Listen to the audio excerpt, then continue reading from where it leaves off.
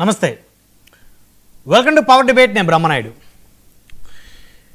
మంత్రి నారా లోకేష్ ఆగ్రహంతో కొంతమంది టీడీపీ ఎమ్మెల్యేలు ఉలిక్కి పడ్డారు. అదేంటది, లోకేష్ గారు టీడీపీ ఎమ్మెల్యేల మీద ఎందుకు ఆగ్రహించారని చాలామంది డౌట్ రావచ్చు. అంటే తెలుగుదేశం పార్టీ 23 స్థానాలకు పరిమితమైనటువంటి పరిస్థితుల్లో చాలామంది నాయకులు పార్టీని పట్టించుకున్నటువంటి క్రమంలో కూడా కార్యకర్తలు పార్టీకి అండగా నిలబడ్డారు, బలంగా నిలబడ్డారు కార్యకర్తలు. అలాంటి కార్యకర్తల సమస్యల్ని కొంతమంది ఎమ్మెల్యేలు పట్టించుకోవటం లేదు అనేది నారా లోకేష్ గారి దృష్టికి వచ్చింది. సో ఆయన ఎమ్మెల్యేల మీద ఆగ్రహం వ్యక్తం చేశారు. ప్రజా దర్బార్ను గాలికి వదిలేశారంటూ ఆగ్రహించారు. ఎందుకంటే గతంలో ప్రజా దర్బార్ నిర్వహించేవారు తెలుగుదేశం పార్టీ ఆఫీసులో, నియోజకవర్గాల్లో ఎమ్మెల్యేలు.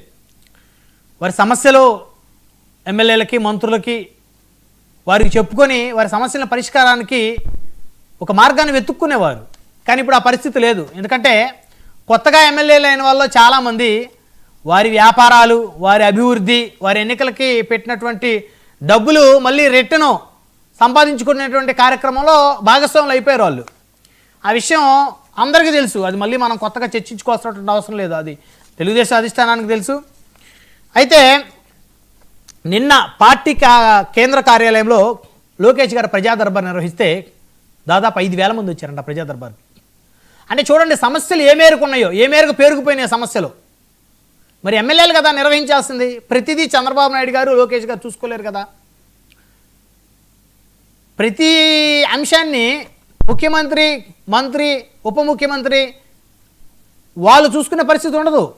ఇక వాళ్ళ రోజు ప్రజా దర్బార్లే నడుపుకోవాలి. ఇంకా పరిపాలనే వదిలేసేసి వారు ప్రజా దర్బార్ నడుపుకోవాల్సిన పరిస్థితి. కాబట్టి ఎమ్మెల్యేలందరికీ ఆయన చాలా గట్టిగా చెప్పారండి, ఇక నుంచి ఖచ్చితంగా ప్రజా దర్బార్ నిర్వహించాలి.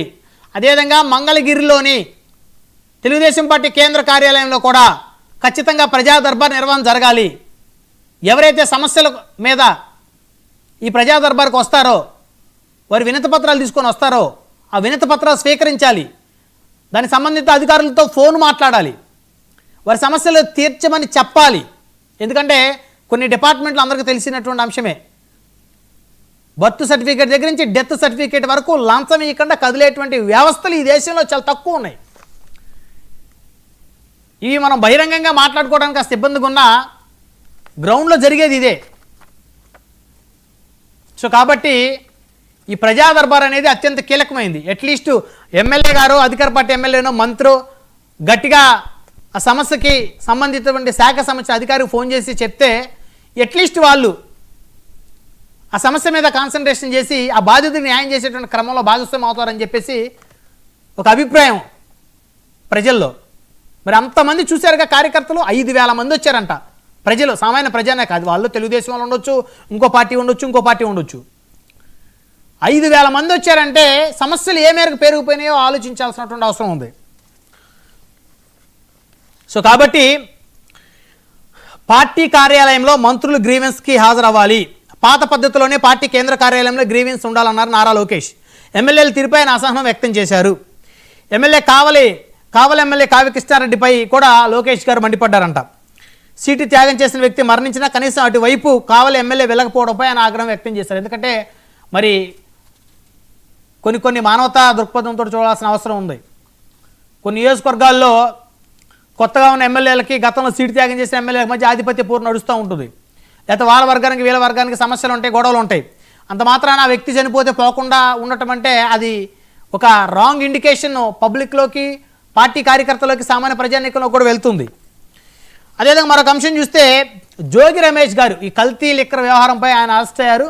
10 రోజుల పాటు కోర్టు ఆయనకు రిమాండ్ విధించింది. ఆయన అరెస్ట్ అయిన తర్వాత జోగి రమేష్ గారు అనుచరులు కానీ, లేకపోతే ఆయన సంబంధించినటువంటి వైఎస్ఆర్ కాంగ్రెస్ పార్టీ సంబంధించినటువంటి కొంతమంది ఎవరైతే ఉన్నారో ఈ సామాజిక వర్గం ఎపిసోడ్ని బయటికి తీసుకొని వచ్చారు. జోగి రమేష్ గారు ఒక బీసీ నేత, ఒక గౌడు కులానికి చెందినటువంటి వ్యక్తి. సో ఆయన మీద ప్రభుత్వం ఉద్దేశపూరితంగా, కుట్రపూరితంగా, కక్షపూరితంగా వ్యవహరిస్తుందని చెప్పేసి.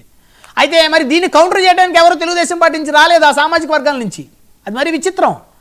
ఇప్పుడు ఈ కూటమి పార్టీలో ఎంత విచిత్రమైనటువంటి పరిస్థితులు నెలకొన్నాయంటే, జోగి రమేష్ గారికి మద్దతుగా వైసీపీకి సంబంధించిన సామాజిక వర్గం వాళ్ళు వచ్చి మాట్లాడుతున్నారు. ఇక్కడ ఒక తప్పు చేశాడు, లేకపోతే ఆరోపణ ఎదుర్కొంటున్నారు, ఆ ఆరోపణ వరకే చూడాలి, కులాన్ని తేకూడదు.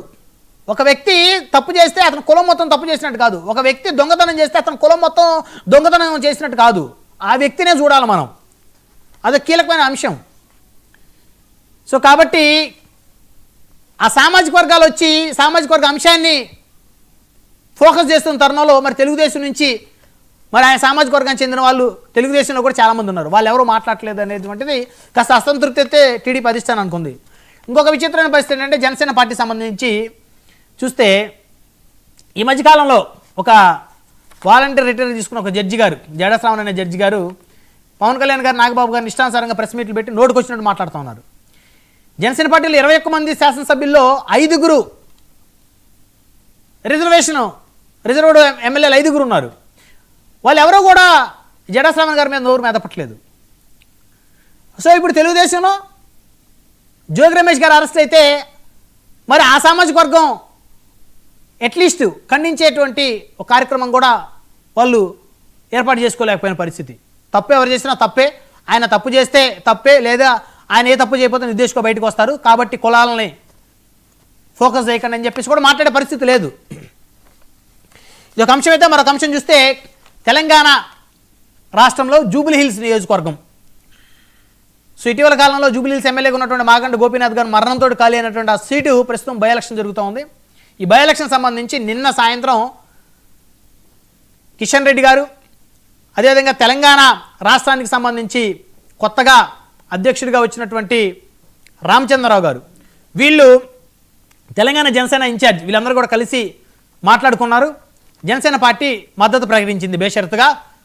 బీజేపీ తోటి జనసేన కలిసి ప్రచారంలో పాల్గొనబోతా ఉంది. భారతీయ జనతా పార్టీ గెలుపు కోసం జనసేన పార్టీ జూబ్లీ హిల్స్ నియోజకవర్గంలో ముందడుగు వేస్తుంది. సో ఈ అంశాలు అన్నీ చూద్దాం. ఇదే వాళ్ళ పవర్ డిబేట్, వేడెక్కిన రాజకీయం. ఈ డిబేట్లో మనతో పాల్గొనడం కోసం